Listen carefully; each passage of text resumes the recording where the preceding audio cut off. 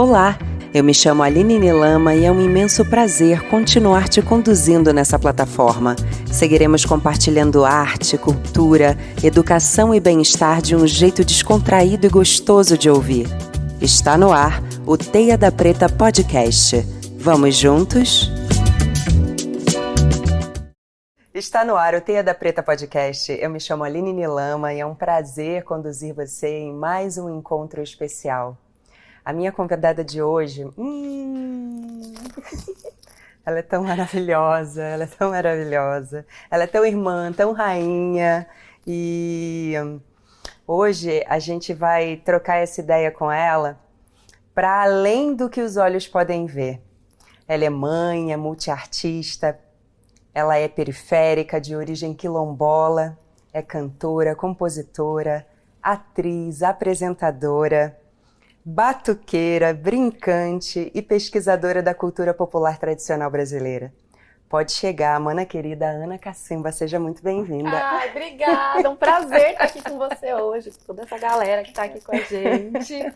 Estou muito feliz, né? Ainda mais que a gente remarcou, que bom que deu certo. Que bom. E foi no momento certo. É sempre no momento certo, é bom a gente aprender a respirar, né? Se olhar e saber que às vezes a gente insiste naquilo, mas é só dar uma respiradinha que depois a coisa foi. É verdade. Então que bom que deu certo, muito bom ter você aqui. Ana, suas músicas elas falam de vivências rurais, periféricas. Conta um pouco da sua raiz quilombola. Bom, a minha família materna, que é a única família que eu tenho, é do Quilombo de Caetité do Meio, em Minas Gerais, né, no Vale do Jequitinhonha.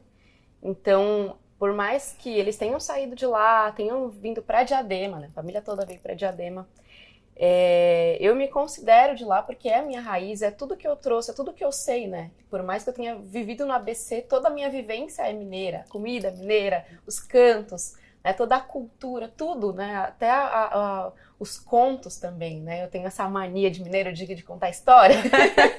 Que é uma delícia, né? Adoro. Eu vou fazer barulho. Não, mas eu amo demais e eu tenho muito orgulho. Eu passei a adolescência, a infância, cantando esses cantos, ouvindo esses contos. E lá para os 25 anos, hoje eu tenho 32, vou deixar claro aqui. Uma menina. Hoje eu tenho 32, mas com 25 anos eu comecei a entender a carga cultural que tinha isso, né? Eu canto desde os 16, dei uma parada, voltei com 25 anos.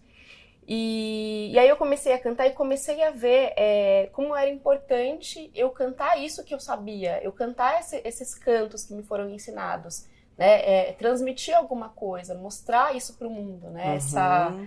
Essa, não que eles não mostrem, mas eu tô fora de lá, como que eu posso continuar essa tradição quilombola não estando no quilombo? Então Sim. Eu coloquei tudo isso através do meu fazer artístico, através do meu canto, e eu reinventei todo o meu fazer artístico imbuído dessa poética da cultura popular, né? E aí coloquei também toda a cultura popular que eu conhecia, que eu pesquisava, principalmente a cultura sudestina e nordestina, né? Depois eu tive até contato com a cultura popular do Centro-Oeste, que a gente ouve tão pouco, né? Mas eu coloco isso em tudo que eu faço, e eu acho que essa é a parte mais importante do meu trabalho, e é por isso que eu acredito tanto nele, né? Porque não é só a arte pela arte, é a continuação da minha ancestralidade. E quem te deu essa pinceladinha desses cantos desde pequenininha? Porque veio de alguém. Sim, esses cantos foram ensinados pela minha avó, Dona Ana, a vozinha Sinhá, né? Até falo na casinha no mato, que é a casinha da vozinha Sinhá.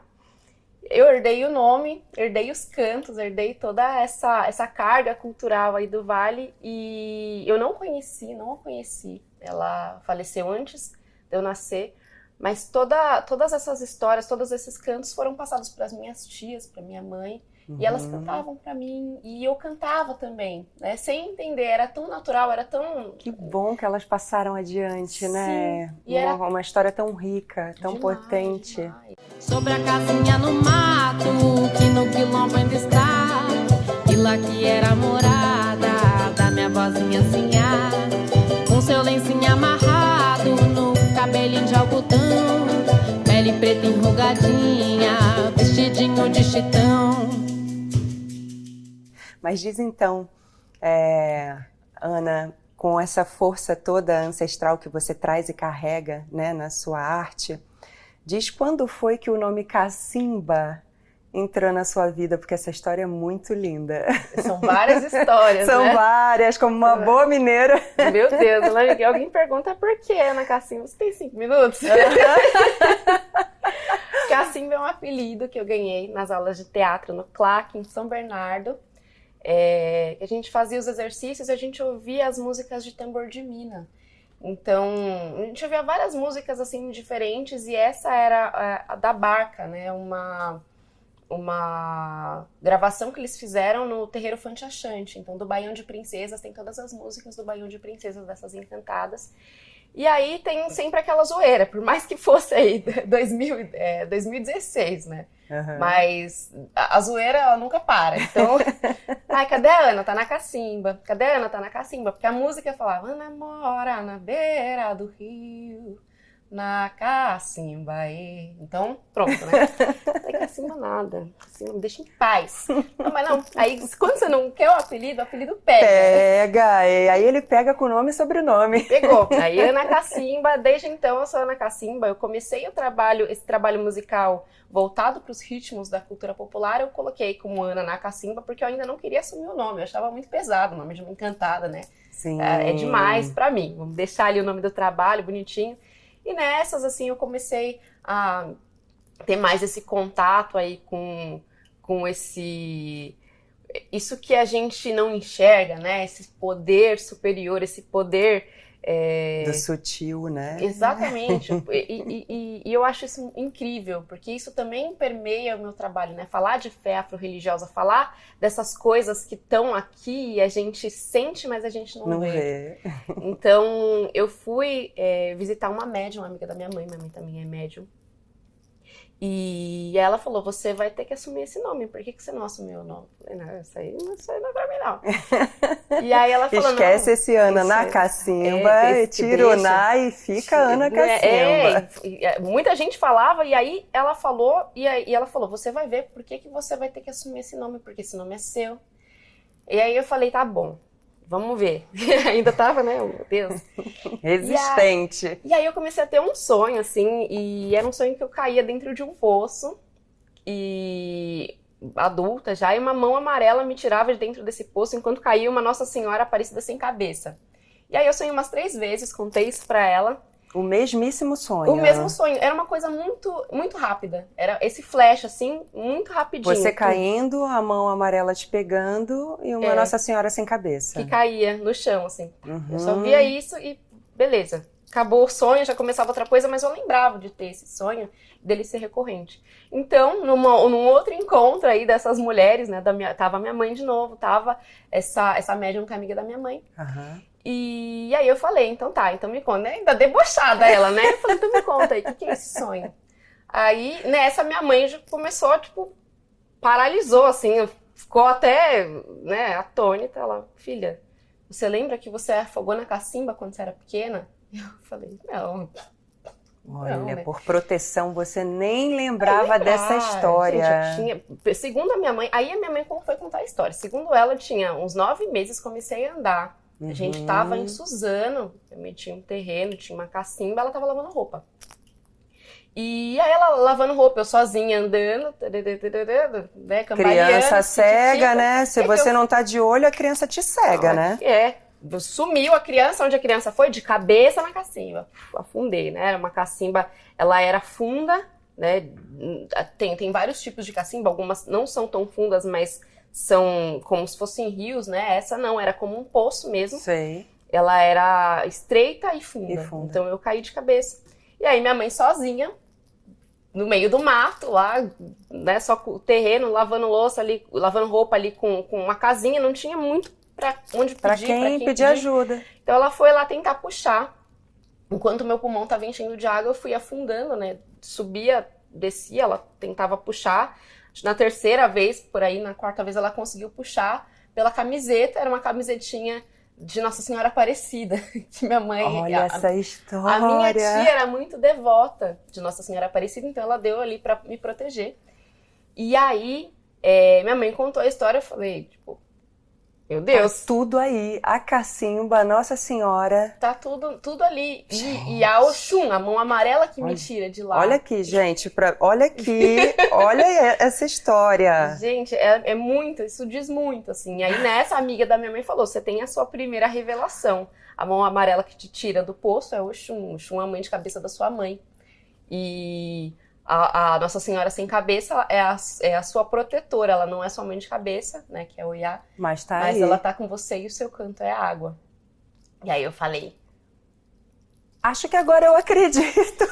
talvez seja melhor, né? A gente assumiu o nome. Sai o Ana na cacimba e entra a Ana Cacimba. E eu assumi como Ana Cacimba e aí ficou, além de apelido, virou aí o meu nome artístico e eu continuei com o meu canto de água.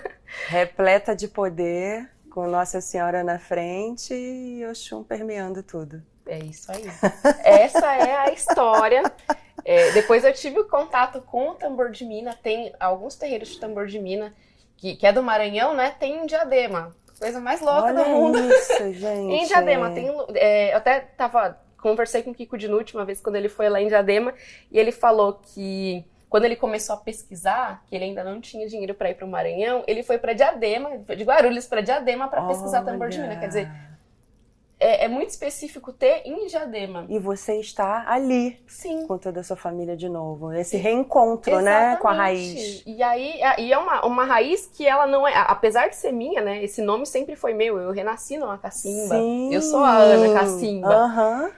Mas a encantada do tambor de mina, essa Ana de Corte, né, que tem esse canto, Ana mora na beira do rio, na Cacimba, ela é do Maranhão. Então olha como a cultura popular, ela permeia o meu trabalho e a minha vida desde sempre, né, e eu nem sem saber.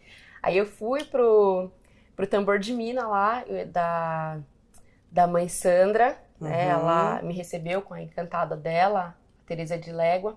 E ela contou a história de Ana de Corte, ela falou pra mim e ela me deu ali, né, a encantada dela me deu a licença dos encantados para usar esse nome, porque eu tinha alguma coisa a comunicar. Então eu perdi um pouco do medo quando eu tive todas essas autorizações, licença, né? Te pede licença para pisar, né, no chão que não é nosso, ali, terra alheia, a gente pisa devagar, e que bom que eu fui aceita em todas essas terras, em todos esses campos, né?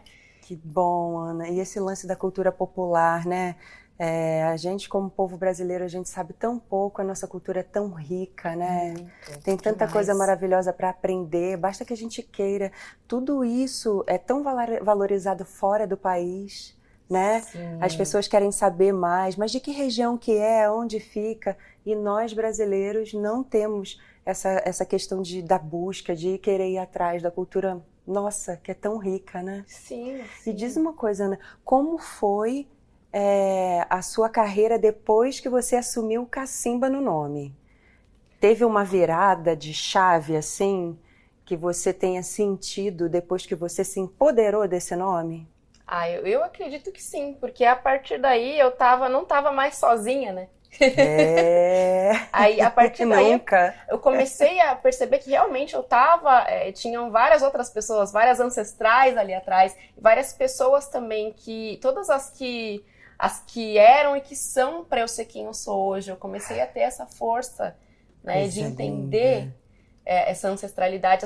A gente fala às vezes de ancestralidade como se fosse uma coisa muito longe, mas não, é sua mãe, a sua avó, e às vezes elas estão ali, né, para te passar outros saberes. Sim. Durante a sua vida, né? Eu posso Às vezes a gente não está preparada para ouvir, nem tem maturidade, mas aquelas informações vão chegando e a gente vai somando, né? Exatamente. Eu acho que sempre as histórias das vozinhas são parecidas, né? Minha avó também fazia isso, de andar comigo no meio do mato, de ficar mostrando as plantinhas, ó, isso aqui é arruda, isso aqui é manjericão, isso aqui serve para isso.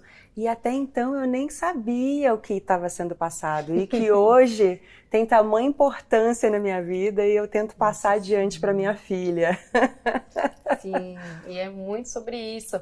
A minha família, as mulheres, elas são benzedeiras, né? Vem de uma linhagem de benzedeiras, alguns homens raizeiros, então tem essa coisa da cura, né? Que até o nome do meu disco que eu lancei no começo do ano é Cura, porque traz todas as minhas curas, e ainda mais nesse momento de pandemia, que ele foi gravado no momento de pandemia, e eu precisava dessa conexão, né? Eu tenho transtorno bipolar, eu sofro de diversas crises de ansiedade, crises de pânico.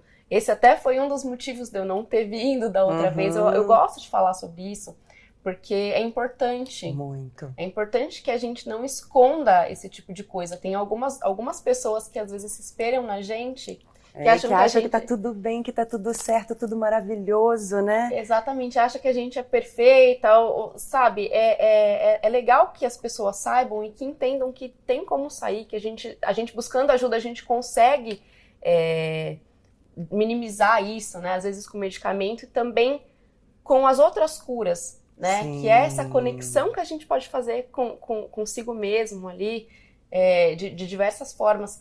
E foi justamente isso o meu disco. Eu quis falar da fé afro-religiosa, falar da ancestralidade, falar dessa autoaceitação. Então, cada música dessas, do Cura, que são 4 músicas, eu compus em momentos diferentes, mas nesse momento da pandemia, todas elas queriam dizer cura pra mim. Sim. Então, e certamente vão dizer cura para outras pessoas. Depois de tudo que você está falando aqui, né?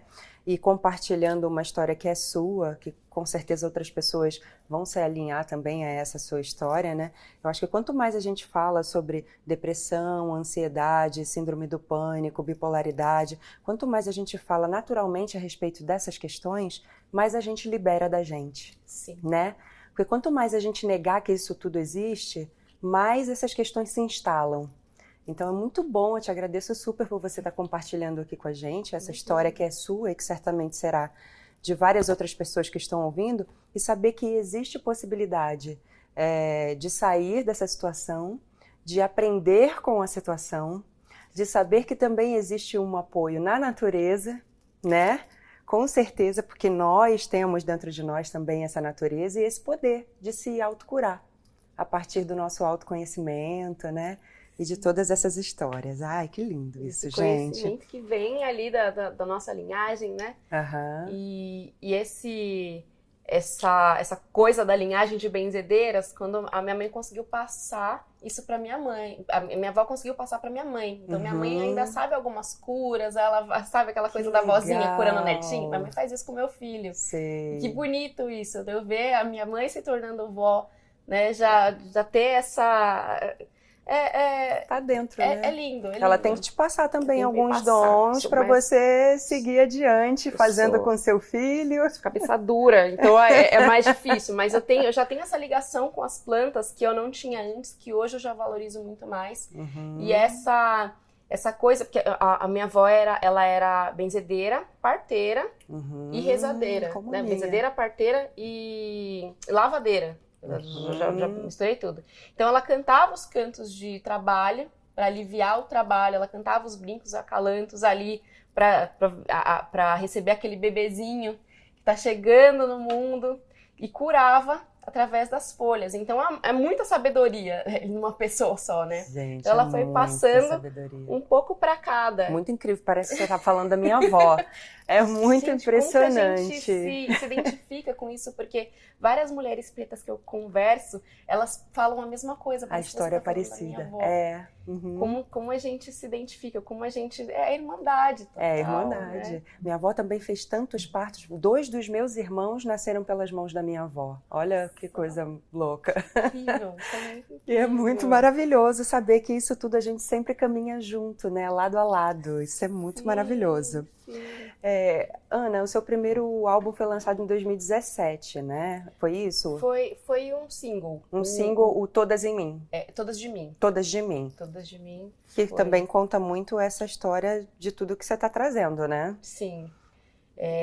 Na verdade, o primeiro single que eu lancei, também foi em 2017, foi a Vento de Oiá, que foi uma música que eu compus para minha avó mesmo, sobre essas pequenas sabedorias que traz esse sincretismo religioso de ser uma benzedeira. Ao mesmo tempo fala de orixá, fala de entidade, mas fala dos santos, né? Essa herança que vem ali do cativeiro, né, pra gente poder saudar os nossos orixás, mas ao mesmo tempo falando sobre os santos católicos. Então, é muito sincrético. E eu tento trazer isso. Às vezes as pessoas não gostam, né? Mas com dessa mistura, né? Mas nós somos essa mistura. E essa é a minha ancestralidade, é isso que foi me ensinado. Então, eu vou falar exatamente do que me foi ensinado. Então, era uma coisa assim, de você estar na igreja, mas o negócio apertou, corre pro terreiro. É muito, a minha família é exatamente isso. Saber que tem pra onde correr, né? Exatamente, não dá pra eu fugir, né, do que realmente é essa essência. Então eu falo dos santos católicos, eu falo dessa fé afro-religiosa que até permeia o congado, né, que tá ligado à igreja, a Nossa Senhora do Rosário dos Homens Pretos, né? Essas igrejas que recebiam esses negros que estavam fugindo. Então, não tem como dizer que não faz parte, né, da nossa história. Então, eu conto essa história, a história que me foi dita. Sim. Não o que as pessoas dizem que é certo ou que é errado. Mas é o que você viveu. Eu sou uma contadora de histórias, eu tenho que contar a história que eu aprendi. Tá E é sobre isso. Então, tem todas essas vertentes ali juntas, eu conto tudo sobre isso. A Vento de Oiá falava sobre isso. A Todas de Mim, que vem depois, ela fala de todas essas mulheres que é o que eu gosto de dizer, que foram e que são para que eu fosse, né? Para que eu me tornasse quem eu sou. E eu tô falando da minha avó, tô falando das minhas tias, tô falando das mulheres do Quilombo, mas eu tô falando das mulheres da Quebrada, que estão ali comigo. É, exatamente isso. Comendo o mesmo pão amassado e correndo atrás, e algumas delas já se destacando internacionalmente com o trabalho que está fazendo. Então, ao mesmo tempo que a música ela fala de uma certa forma da minha família, no clipe eu coloquei as mulheres da minha quebrada, as mulheres pretas na qual eu são espelho, sabe? Elas são meu espelho, que eu olho e falo, caramba, é isso. Que preta ferrada. É isso. Vou não falar outra coisa. É isso, é sobre isso. Então eu quis colocar elas ali, né? Eu apareço no finalzinho do clipe, eu coloquei elas, e tanto que no clipe, né? Que pra quem quiser assistir, Todas de Mim, tá disponível no YouTube. Tem minha mãe também com meu filho. Algumas partes foram gravadas na pandemia, então a produtora que estava fazendo, eles estavam mais... eles tinham parado realmente, então eu comecei a gravar com o celular, minha mãe brincando com meu filho para colocar ali com que... E elas se interligam, né? Essas mulheres se interligam porque é assim que funciona realmente. Uma tá na casa da outra e uma dá força pra outra no momento que uma tá mal. No começo do clipe, a Nenê Surreal, que eu considero uma madrinha pra mim na arte, que é uma grafiteira, ela gosta de falar que é grafiteira, avó e sapatão, que ela tem muito orgulho disso. Foi exatamente por isso. Por uma entrevista que ela deu falando disso, ela recebeu um hate enorme, ela foi ameaçada de morte. Isso tem acontecido muito, né? Ela foi ameaçada de morte, ela foi exposta na internet. Então, foi um momento muito, muito triste, assim, porque ela tinha acabado de nascer um netinho dela. E ela não sabia o que fazer, ela se sentia mal, psicológico totalmente abalado. Então, várias mulheres se uniram ali para fazer um dia na casa do hip hop de Diadema, que foi exatamente lá onde esse cara ameaçou ela. Então, o que a gente fez ali foi falar, se vocês não conseguem lidar com o protagonismo de uma mulher, vocês vão lidar com o protagonismo de várias. De todas. Todas unidas. Todas unidas. Exatamente. Então, vários coletivos, e aí a Nenê Surreal veio e falou para mim, olha, você vai abrir o evento. E aí eu tinha os meninos da banda na época, e ela falou, não quero homem nenhum. Aqui é mulher que vai falar, o homem vai ouvir. Falei, tá, o que eu faço? Como é que eu faço isso? Eu tinha acabado de parir, eu tinha passado por uma violência obstétrica. Eu fiquei por 8 meses sentindo dor, então eu ainda sentia dor. Só que ao invés de ficar em casa me recuperando, porque isso me deixava muito mal, assim, eu já não sabia quem eu era, sabe? Sim. Parando o Aquele trabalho momento todo. pós-maternidade que é assim, né? A gente demora a se identificar como mulher, né, novamente. Sim, e como artista, eu não conseguia mais saber quem eu era. Depois de uma violência obstétrica, onde eu senti que meu corpo pertencia ao Estado e não a mim, eu já não sabia quem eu era. Que isso fique registrado, que milhares e milhares de mulheres diariamente passam por algum tipo de violência obstétrica, principalmente nós, mulheres pretas, principalmente, que isso fique registrado, que algo seja feito contra isso urgentemente. É uma coisa que minha avó era parteira, minha mãe sofreu violência obstétrica, eu sofri violência obstétrica. Eu espero que a gente consiga quebrar esse ciclo, porque isso é muito triste. E meu filho, ele nasceu com diversos problemas, né? Ele teve um coágulo no cérebro, ele teve paralisia facial. Então, no primeiro ano dele, praticamente todo dia era hospital. Só desafio. Era, porque era neurocirurgião, neuropediatra, tinha que fazer fisioterapia, tinha que passar na fono, aí ele tinha risco de perda auditiva por causa da pinçagem. Então, assim, e aí... Como lidar com você, mulher, diante de tantos desafios maternos? Exatamente. Né? Como resgatar artista no meio disso tudo? Fora os desafios normais que já teriam. Se eu tivesse tido um parto saudável, se eu tivesse tido uma criança saudável, já seria muito difícil, né? É difícil para todas as mães. Mas diante disso, né, eu ainda tá sentindo dor, e tá com essa, né, esses 15 dias que ele ficou na UTI, quando ele nasceu, porque apertaram a cabeça dele e ele ficou doente, eles fizeram um parto fórceps contra a minha vontade, né? Então, o corte foi muito grande e foram 15 dias que eu fiquei amamentando ele sentada na recepção, em cima dos pontos, todos os dias. Não tinha um lugar para receber essas mães que iam amamentar. A gente estava ali e dormia ali, e sentava ali e ali ficava. Expostas à própria sorte ali, Exatamente. E eram várias mulheres e a gente se uniu ali, sabe? Pra segurar a barra. Porque cada uma tinha um filhinho com algum problema ali. Alguma história de violência, né? O Bento, ele se recuperou hoje, ele é uma criança super saudável, bagunça demais. É um artista batuqueiro. É difícil a criança batuqueira em casa. Como não ser, né? Filho de artista batuqueira tem que ser. Mas tem algumas histórias de crianças que não conseguiram se recuperar justamente do parto do fórceps, de terem pensado a cabeça nesse mesmo hospital. Então foi bem complicado. Eu não sabia como sair desse buraco onde eu tava. E a Nenê, você vai abrir o evento. Eu falei, ai, sozinha. Meu Deus. E, né, sem banda, sem nada, eu só tava você. com um problema, ela tava com outro problema muito maior, porque ela estava sendo ameaçada, a gente precisava se unir, como que a gente fazia? Então eu coloquei lá no Facebook, mulheres batuqueiras de Diadema e região que queiram somar ali numa ocupação feminina, venham. E eu recebi um monte de mensagem, mas todas eram, eu quero, mas não sei tocar. Eu falei, meu Deus, o que eu faço? Eu tinha acabado de fazer uma oficina na Fábrica de Cultura de Diadema de ritmos tradicionais, era mais focado no coco. Mas eu falei, bom, vamos tentar. Então, juntei essas mulheres na praça, a gente começou a batucar. No primeiro dia já rolou uma sintonia ali, um coco groove. Eu falei, vai rolar. Vai dar certo. Abrimos como Baque das Minas, na ocupação das Minas, nós abrimos como Baque das Minas. Então, juntei várias mulheres ali e a gente tocou e foi lindo. O Baque das Minas, ele continuou. Tive alguns problemas por causa do nome, então mudei para Minas de Resistência. Hoje eu tive que me afastar por uma série de motivos por causa... Mas continua, né, Ana? Continua como Coletivo Minas de Resistência. Elas continuam fazendo os encontros em Diadema, próximo à Praça da Moça. Eu me afastei por causa da minha carreira, né? Que aí eram várias coisas quando retomou. Quando eu consegui me encontrar ali, eu falei, agora eu vou seguir. Porque é hora de seguir. E aí elas continuaram esse legado. Foi uma sementinha que eu plantei que elas regaram e elas cuidam, elas viraram árvore. Né? E através do estar ensinando, estar compartilhando, porque eu ensinei o que eu sabia e cada uma ensinou aquilo que sabia. E vai somando.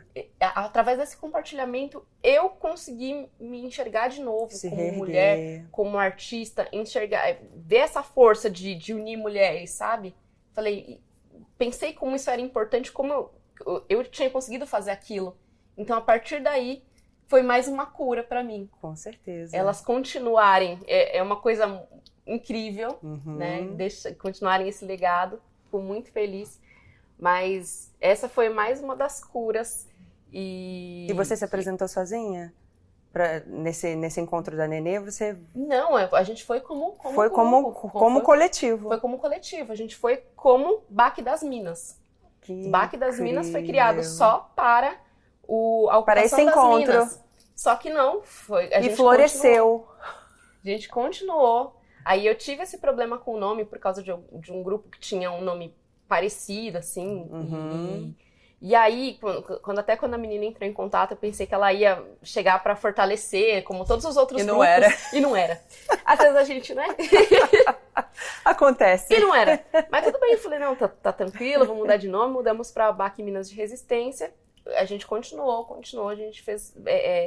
principalmente, a gente estava em saraus, falando com a juventude, né, mostrando esse legado aí da cultura popular, principalmente para que esses adolescentes, essas crianças verem, maracatu, legal isso aí, vou procurar. Interessante, né? Vai atrás de um mestre, de uma mestra, começa a valorizar a sua própria raiz. Sim. Muita gente nos lugares que eu ia falava, nossa, eu lembro que eu estava em Itamaracá e eu ouvi, a pessoa viu a Lia de Itamaracá cantando e às vezes não valorizou naquele momento, mas ali colocou o sentido. Nossa, isso aqui eu ouvi lá, né? E aí você vai ver quem é a Lia de Itamaracá, o tamanho dessa mulher. Então, isso é muito legal, né? Eu gostei muito de estar nesse momento, até antes de poder passar isso para alguém, eu aprendi isso no Mucambos de Raiz Nagô, que é um grupo percussivo, principalmente de maracatu de baque virado, do Jabaquara, onde eu aprendi tudo sobre isso. Né? E aquilo que eu aprendi eu pude passar também. Ainda existe lá no Jabaquara? Ainda existe, né? Tem 13 anos, se eu não me engano. É um grupo muito forte. Muito bom saber disso tudo agora, nesse momento aqui, né? Nós que somos vizinhas. E eu que adoro um batuque. Cola por lá, porque sempre tem, acho que, eu não me lembro se eram domingos ou nos sábados, mas eles ficam no Centro de Culturas Negras. Sei. Né? Então, eles fazem os encontros lá, acho que até eles são um ponto de cultura de lá. Que legal. E lá foi onde eu encontrei vários dos meus ídolos, né? E por causa do Mucambos eu tive muito acesso a pessoas que eu olhava assim e falava, meu Deus, que hoje eu toco junto. Que demais. Né? Que admirava, estava tão distante, mas ali estava tão pertinho, exatamente, né? A gente tem essa coisa na cultura popular de não ter o palco, né? Aquilo que isola o artista. O artista de cultura popular, ele é do povo, ele é do chão. É pé no chão e todo mundo ali em círculo, né? Um olhando nos olhos do outro, exatamente. Né? Isso é muito lindo. E eu tenho isso, eu levo isso comigo sempre, sabe? Por mais que aí eu esteja levando isso pro palco, eu gosto de descer. Eu gosto de parar e falar, não, agora vocês dançam comigo, vamos fazer a ciranda, porque eu não sei ser de outro jeito, né? Eu já nasci nesse contexto, não tem como. Não seja de outro jeito, seja você e tá tudo certo. É isso aí.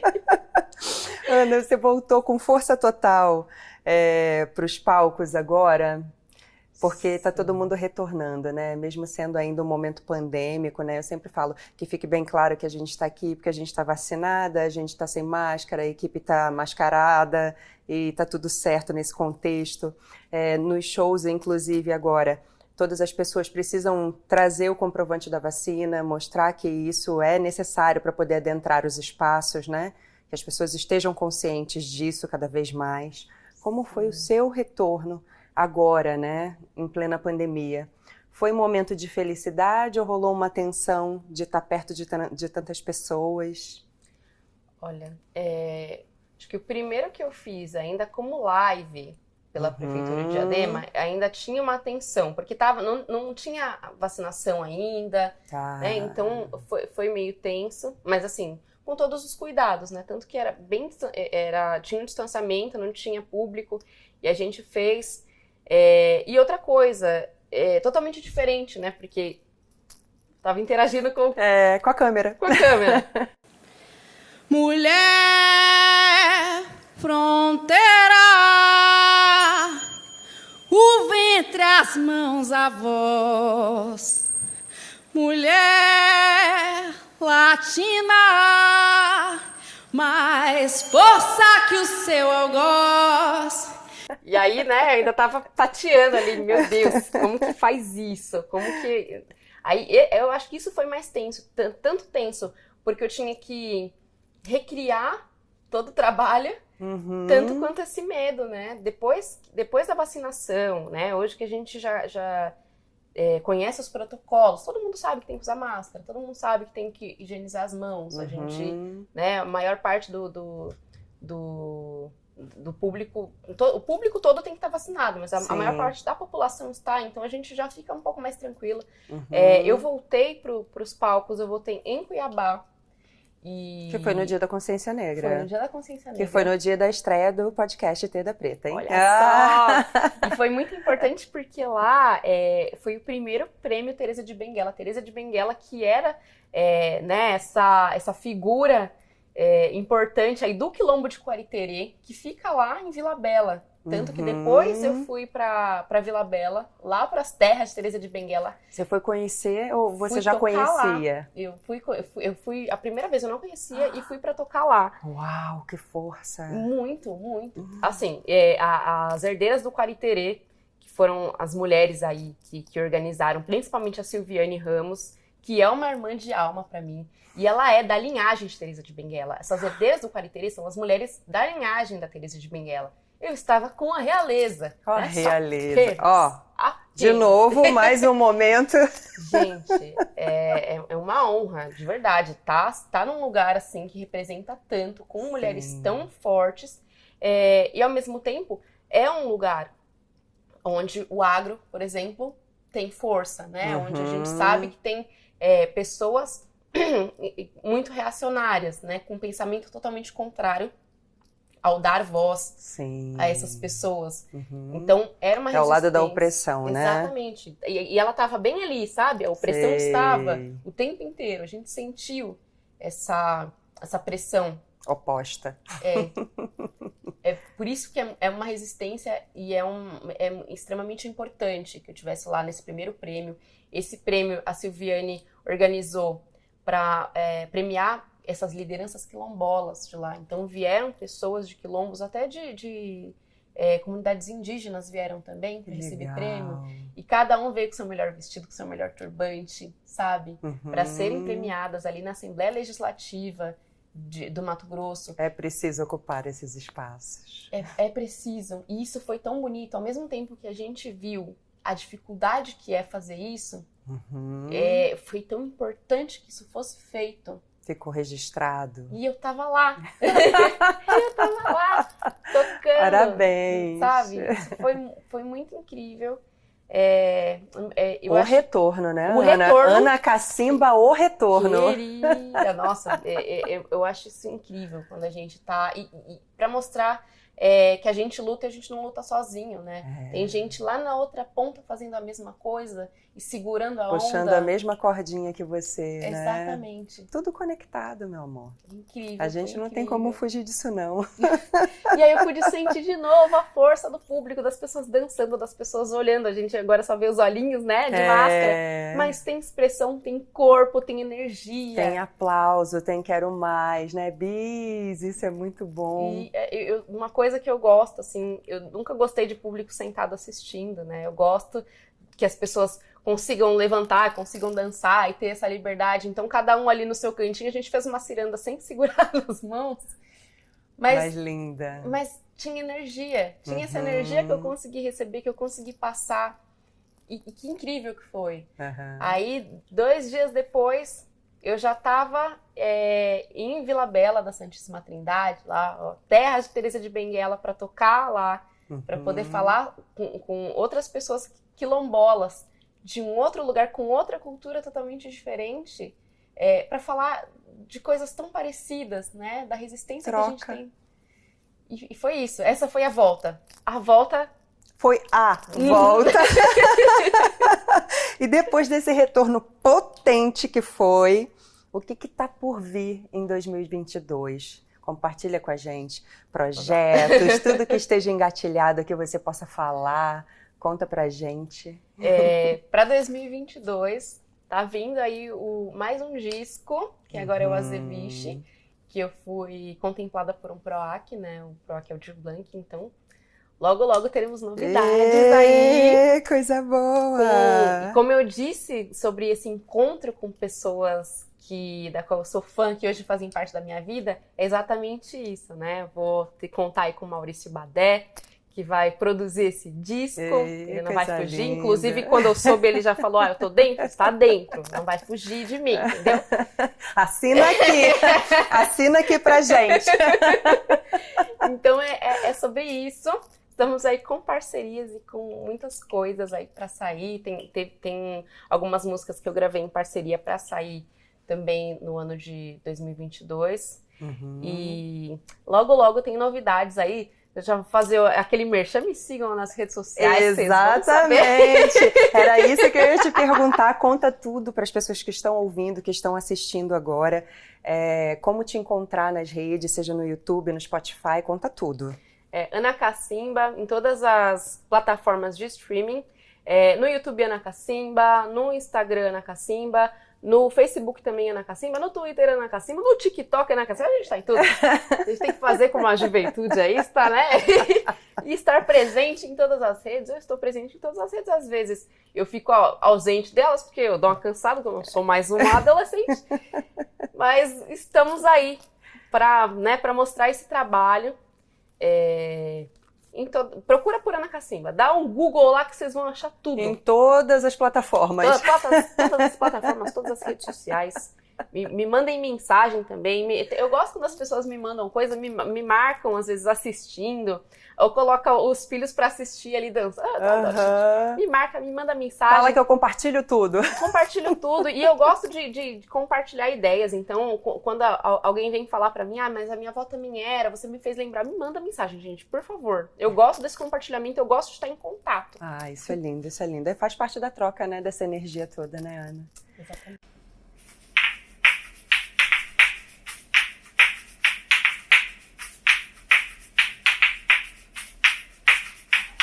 Cirandeiro, cirandeiro, ó, a pedra do seu mel brilha mais do que o sol.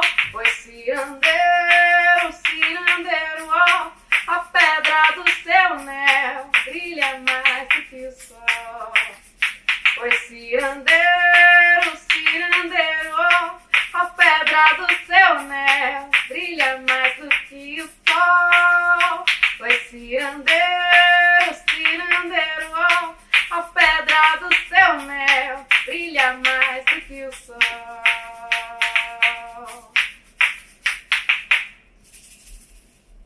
Ai, gente, eu quero agradecer muito, muito, muito, muito, porque foi muito importante ter você aqui. Obrigada por ter aceito retornar, né? Eu insisti porque eu achei que a sua presença era muito enriquecedora para o Teia da Preta Podcast.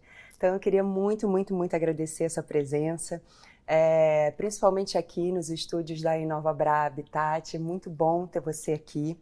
E é isso, gente. Esse foi o Teia da Preta Podcast, diretamente do estúdio Nova Bra Habitat. E hoje nós misturamos no Teia da Preta Podcast um pouco de tudo. Reverenciamos as nossas ancestrais, trouxemos a força dos encantados, a beleza dos orixás e de todos os santos. E gratidão por isso. Eu espero vocês na semana que vem. Muito obrigada.